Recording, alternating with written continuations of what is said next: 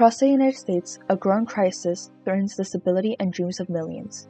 From the glimmering skyscrapers of New York City to the sprawling suburbs of Los Angeles, the cost of housing has become a burden too heavy to bear for far too many.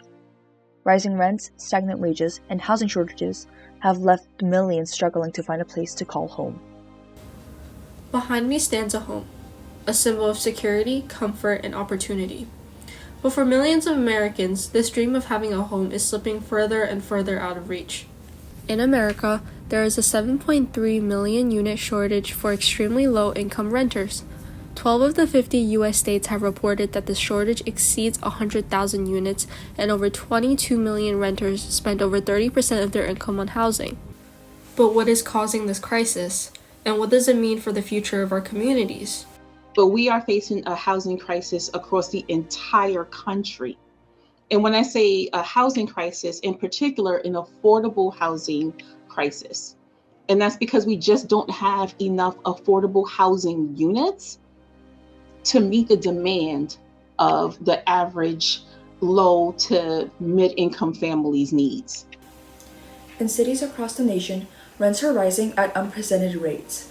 Today, the median rent in New York City exceeds $3,500 per month, a figure out of reach for most working families. I don't think you can really address it unless you address this problem of inadequate incomes. And it can be done through guaranteed incomes, much improved employment opportunities, or direct housing subsidies.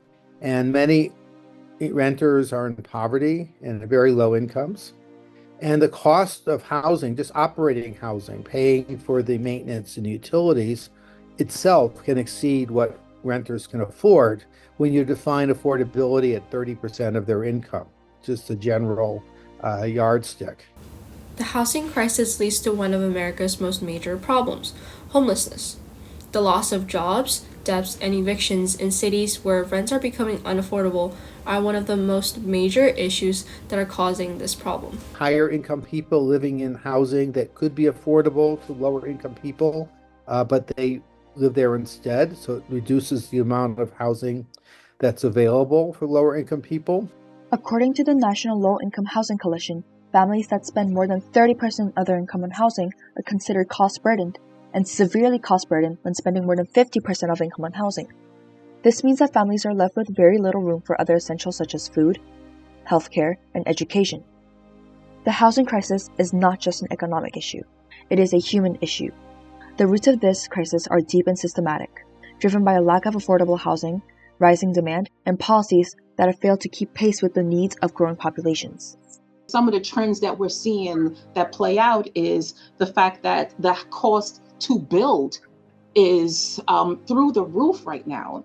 Just the sheer cost of housing supplies in America today, it costs more money for building materials. The 2008 financial crisis marked a turning point in millions of American lives as it led to many homes to foreclosure. Today, the effects of the crisis still linger, with housing instability especially affecting low-income families. Resources are often insufficient. In many cities, the unhoused outnumber available shelter beds. A lot of cities and communities will complain about zoning laws and just the sheer policies and regulations that are in place that could prevent or prohibit someone coming into a certain community to develop.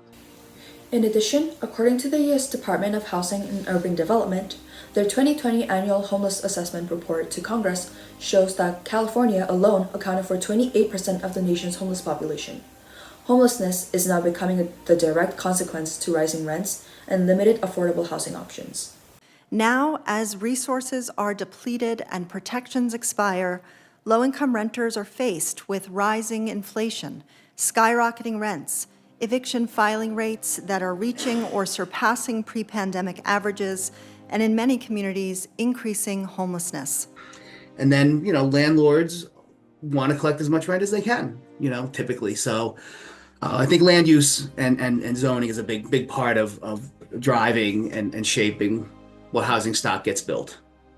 Rent control can help in the short term, but we need broader solutions, like building more homes offering rent subsidies, and rethinking how we approach affordable housing as a country. Typically, the way these things get overcome is that government steps in with subsidy. There are occasions where if a project is big enough, physically large enough, you can cross-subsidize the affordable units. The housing crisis in America is a complex and deeply rooted problem, but it is not unconquerable. Change is possible through policy, community action, and innovation. By investing in bold policies, fostering innovation, and protecting our most vulnerable communities, we can create a future where everyone has a place to call home. This leads to a big issue. When enough homes are not available, rents go up for everyone, making this a big part of America's housing crisis.